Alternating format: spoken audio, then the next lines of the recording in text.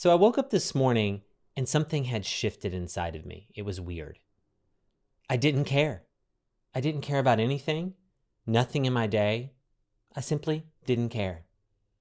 This is very rare for me to get to this place. And in fact, I've gotten here before, and every time I get here, I always push through the day, sleep it off, and guess what? I wake up the next day and start the same grind again, the same mental loops, the same stories. And 3 weeks, 4 weeks, months go by, and guess what? I found myself in the exact same spot that I was in this morning when I woke up completely exasperated and had no mental or emotional energy to care about anything. But today, I decided to do something different.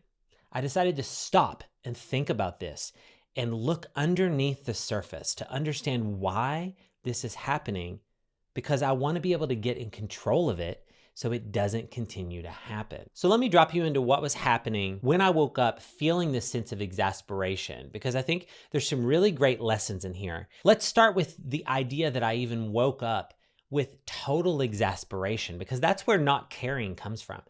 It's not that I don't care or really lost interest in anything I'm doing. It's quite the opposite. It was the point of not having the mental energy or emotional energy to actually invest in anything anymore, which means I'm completely exhausted. Well, how did I arrive here? We don't wake up mentally exhausted overnight. This started multiple weeks ago. Now, admittedly, I'm in a very busy season, which I'm grateful for in my life and my business. I run this YouTube channel, Be Something Awesome. I have my boutique branding agency. I try to have a life. I've gotten the chance to travel and go around and see different people in my life and people in my business community. It's awesome, but I've been extremely busy. So my mind has been juggling all of these different things. And I thought to myself, well, what's the problem? Do I need to not have things to do? Is the problem the volume of things that I'm doing? Well, yes and no. I have a lot going on, but I thought to myself, well, there's got to be a way to do this, because many people manage this volume of thoughts in a much more fluid and frictionless way than I'm currently doing right now. So what changed? What's different? Well, I had 2 observations, and I'm going to tell them to you in order. The second observation is going to be more about me reflecting on times when this wasn't true. So stay tuned for that one. But first, let me talk about my observation as to why this particular season played out differently. And I dug deep, thought about these thoughts and these ideas and all the things that I've been juggling in my mind and investing emotions into.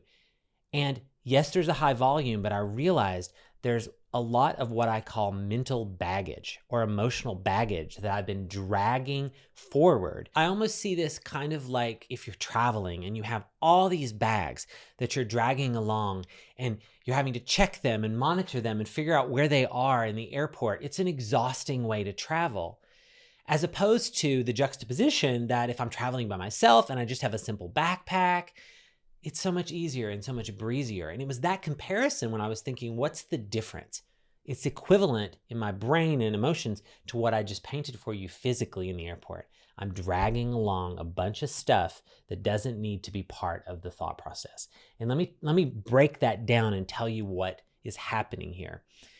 What I mean by that is I'm placing a lot of mental pressure and expectations, and in turn, a lot of emotional investment, because I care deeply about my client work and the work that I'm doing and the content that I'm creating. So I've been placing a lot of mental effort and a lot of emotional effort into every little thing. So like baggage, it's starting to exponentially grow around every idea. Well, my brain can only process so much information, and so everything is taking so much work to think about and emotionally invest in that it's pushing me to the level of exhaustion every day. And that does not have to be the case. And so then I started to dig more deeply and think, well, why is this happening? And why do I find myself in this place every couple months when I know of a better way that I'm going to tell you about in a moment? And I realized this, it's a false belief that I've carried as far back as I can remember, probably back to when I was in university. And it's a belief about how to achieve success, and in my world, how to honestly strive to be perfect. And perfectionism is something that I'm not going to go into deep on this video. I talk about it in other ones, but it's true. For people that are driven, we can fall into perfectionism. And so there's this insane drive to not only achieve success, but achieve perfection with no errors, no mistakes. And so the only way that I felt to control how to get there was to not just think about this thing. Let's imagine I have a big event or a big talk that I need to do, or I'm speaking somewhere, or whatever it is. I have a big output I need to create. My only way of guaranteeing, if you will, that I would actually achieve success or toe into perfection was that I would think about it and then think about it again and cross-reference all the possible things that could go wrong. Be present to course correct, thinking and overthinking and emotionally investing on what if this goes wrong? What if this contingency falls through? You're getting the theme of what I'm saying. It's thinking and emotionally investing and thinking more. And there's actually a word that's happening here that I didn't want to admit. It's not just thinking. It's not just emotional investment. It's obsession. I'm obsessing over the details.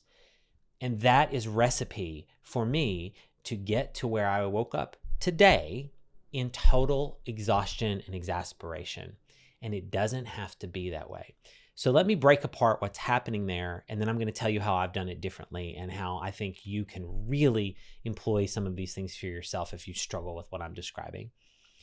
So let me give you an example with the obsession. I give a lot of business examples on this channel, but I'm going to give you actually one from my personal life because it's fun and I think it's much more meta to understand it. So as you see, I have music equipment behind me and guitars and keyboards and everything. Music's a passion of mine. I don't work in it professionally. But a while ago, a couple years ago, I used to DJ. And I would DJ maybe once or twice a month. It was for fun. It was a volunteer gig. And I would do it on Thursday nights at this fun restaurant place that would turn into kind of a borderline dance venue. So it was a lot of fun. I got the chance to play current pop music, top hits right at the moment. So it was a lot of fun. And I always knew about 3 weeks in advance when I was going to be up on the spot. And that was a blessing and a curse because I would start obsessing over the details. I would think, what songs are going to be out?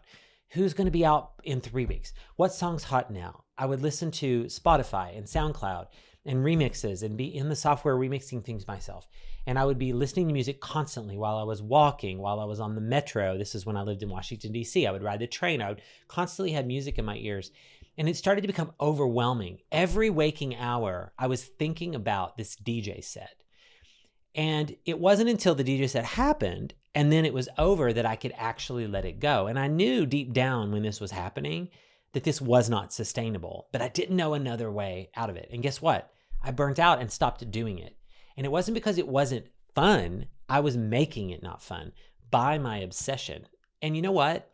The outcome was good, but I could have achieved that outcome with fractions of the time. And in fact, I became so rigid that when I got to the DJ booth, I was so planned out and so overwhelmed, I had no room for improvisation. And as a creative type, that's a problem. And even as a problem solver or a driven person like yourself, we need room for improvisation. We need room for the outside factors in the universe and people around us to give us feedback. I was so hell-bent on the set that I'd created, I had no room for that. I wasn't paying attention to the audience. I wasn't present. And in fact, someone told me once, they're like, you're so driven, you're in the booth and you look so focused. And I took that as both a positive and a negative. And I thought, that's not good. And I need to relax that. Well, it wasn't for many years after that I actually started solving this. And now I want to tell you about when I compared how I woke up today to when I've done things differently. And so about 2 years ago, I got involved in mindset work and law of attraction and really understanding by looking at other entrepreneurs that were really successful and working with less friction, a word that I use a lot on this channel. They're just kind of more fluid with their work and believing things are going to happen. I just could not understand how they weren't obsessing like me. And so I started realizing that these words started coming up like visualization, manifestation, law of attraction. And don't worry, I'm not going to get really woo-woo on this channel at this moment or on this video at this moment, but I want to tell you the simplicity of what's happening here. And that is that when I look about 2 years ago, when I left my agency job and started this business that I run now and started to embody this mindset work, I started realizing when I look back over the past 2 years, some of the biggest successes I've had in business, on this channel, and in other capacities have come from when I actually am investing less mental energy, less emotional investment, and I'm actually, like I mentioned with DJ set, pulling back to let the external universe, the world around me, give me feedback and meet me where I am. Now, as a control freak and a type A person, that is so hard to let go of. But I want to give you permission, if you're struggling with that today, to let go. Because when we let go earlier on, we're not going to get to this place of burnout like I'm describing now. Because it's part of this idea of caring about it and then letting it go, holding it with our hands open and saying, okay, let's let the world and the universe take this and build upon it. The people around us build upon it. And so I'll give you an example with this as well, that in business alone, when I left my agency job and I was like, I have to now produce clients and grow relationships and things like that, I was so focused in the beginning on controlling it and tapping my network and doing all the things that you need to do to, quote, sell. And what I realized was that when I look back over the past 2 years, the most profound client relationships, the most amazing projects, the biggest sources of revenue have come from the periods of time when I'm not obsessing, rather I'm initially thinking about it. I'm setting an intention that I want to create great work for people. I want to be surrounded by great clients, and I let it go. And I walk away and I go do something else. And I don't stare at the screen of projections in the sales pipeline. I just walked away. And proof is in the pudding, as they say. It works. It is way better. So how did I end up here, where I'm in a season where I'm not following the path that I just described to you, but in turn I'm back in that obsessive place again? I'm DJ Joey trying to obsess over a set. What happened? What got me here? There's a word that I want to put in front of you that is so profound to me. And the word is importance. And in my mindset work, this is a word that comes up a lot. My mindset coach tells me about this, that I need to reduce importance. And I didn't understand what that meant viscerally until, honestly, in the past year or so, where I thought, what is importance? What does that mean? And I started to have to translate it in my mind a bit and say, it's me controlling the outcome. I want it to be a certain way. I want the quality to be a certain way. And more importantly, I, Joey, the control freak, I want to set the exact steps in place to get there. So I'm now mentally managing the entire process, a process that I frankly have no control over. I don't control the weather. I don't control other people that aren't me. I don't control the people around me. It's false control, but I believe that that's true. There is a mindset, the OG mindset teacher, Neville Goddard. Go on YouTube, you can find a lot about Neville Goddard, but he's the father of really the modern idea of mindset and manifestation. And he calls them the bridge of incidents. It's kind of an old school way of saying the actions or the steps needed to get somewhere, the road or the bridge. And I so badly want to control the bridge. I want to build the bridge. I want the bridge to be stable or whatever. But when I let go of building the bridge and focus on what's on the other side of the bridge and not obsess on what's on the other side of the bridge, but just believe that's where I'm going, that destination over there, I've already visualized myself there. DJ said, I've already visualized it's going to be good. I'm seeing the people there. I'm feeling the music that I'm playing. I'm embodying the vibes that I wanted to create there. And that's how you get to the result. And guess what? That is when the fun happens, because that Joey is different than the Joey that's focused on the DJ booth or in the DJ booth. And the same plays out for business as well. People have told me, you're so present, you're so chill, you're so relaxed. And I was told that this week when I actually let go again. A very important person in my business network told me that you sound different. You sound calmer. You sound more present. So I just wanted to pop on here and share this live feedback with you because, I talk about in this journey of Be Something Awesome and the journey of mindset and high performance, none of us are perfect. I love to share with you the journey because I think the journey is more important than the end result. And also, we're never going to get it all right. There's going to be times when we go back to our old ways. And what I find most fascinating is how to regroup and reset when we have found ourselves in places that we never thought we'd go back to again. And I know that I'm probably going to end up back here again. And you know what? I'm going to come back and watch this video. So I secretly made it for myself. I'm kidding. Made it for you, but I wanted to share that with you because I think, you're on this video and you're watching my channel. These are the topics I talk about. We talk about chasing your dreams, building your something awesome. And within that, we're driven people and we are going to fall into perfectionism. And so I'm sharing with you some real talk about that today. So don't be a stranger. If this resonated with you, drop a comment in the comments below. I literally see the comments on my phone. I have the YouTube Studio app. I see your comments here. I'll respond back. Or if you want to get even more two-way conversation with me, my Instagram and LinkedIn links are in the description.